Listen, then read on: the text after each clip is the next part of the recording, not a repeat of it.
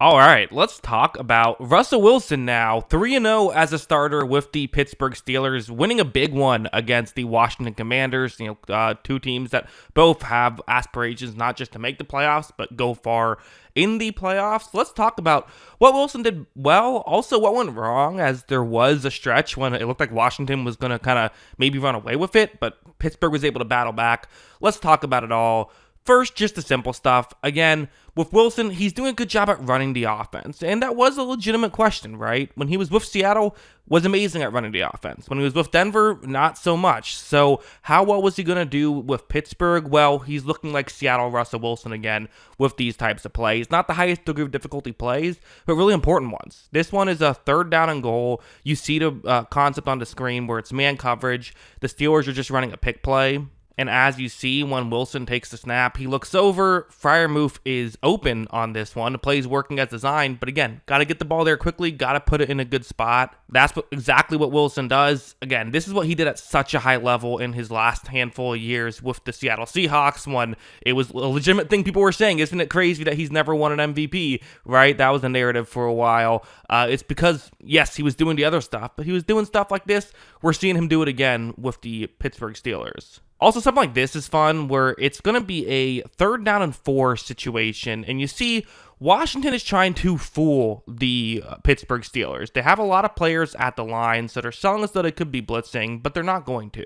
Instead, they will drop back into a zone coverage concept. Okay, makes sense. You see these on 3rd downs where you can kind of get away with doing this a little bit more because, realistically, a run probably isn't going to happen. Watch, as you see, players do drop back into coverage, and because of that, it's one of those weird situations where oftentimes being throwing underneath or working underneath can be easier when the defense does something like this, because you have to put so much effort into making sure you get back that now underneath is open. I think Wilson could decide to just throw it underneath if he wants to. Here, he's going to do something different. Instead, he decides to rush and pick it up. But again, whether you think he should have thrown it or not, he's picking up the first down on a play like that, and he's understanding the weaknesses in the defense he's going up against. It's these veteran plays that you see that, to be honest, Justin Fields wasn't necessarily giving you. And I think that's what you like to see if you're a Steelers fan. A play like this is definitely something we've seen Russell Wilson do over the course of his career as well, where it's a 3rd down and 8 situation. And there's a couple things to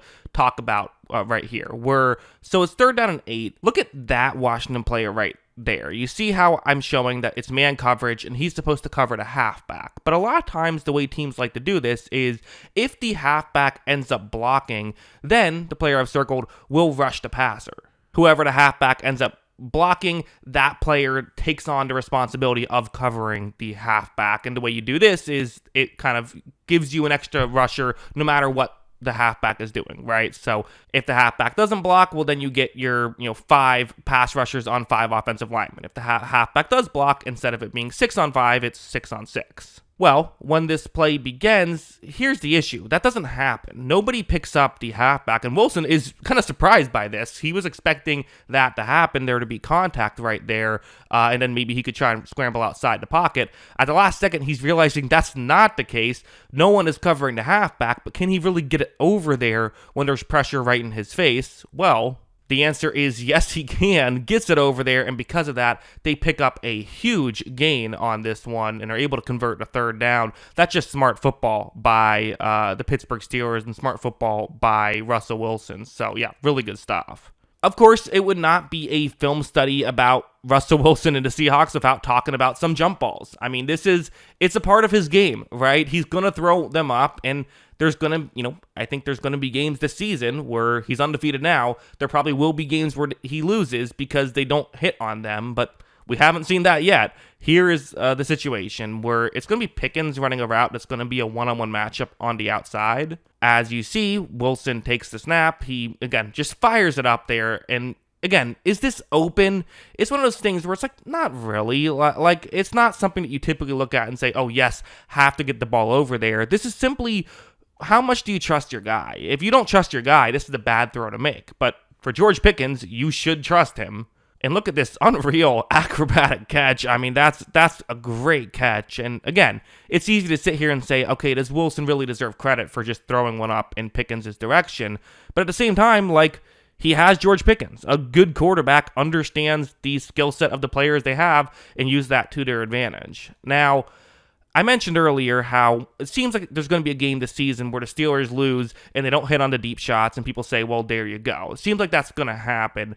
For a while, it was looking like this game was going to be that game. Like, for example, this play, this is a 3rd down and 8. This isn't Pickens who they're going to look towards. It's actually Van Jefferson, who has hit on a deep shot this season, but this time you're going to see Russell Wilson takes the snap. He fires one up. Again, 3rd and 8. Can you get the first down? No, you cannot.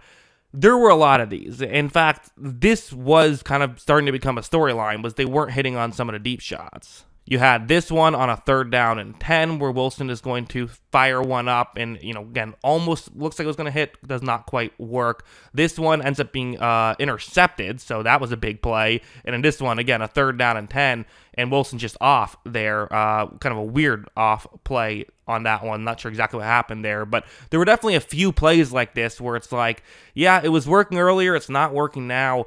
Can they, do they need to do something else? Can they really win if this is what they're doing every 3rd down? Well, let's go over here. I mean, biggest spot in the game. This was the play of the game for the Steelers, at least offensively.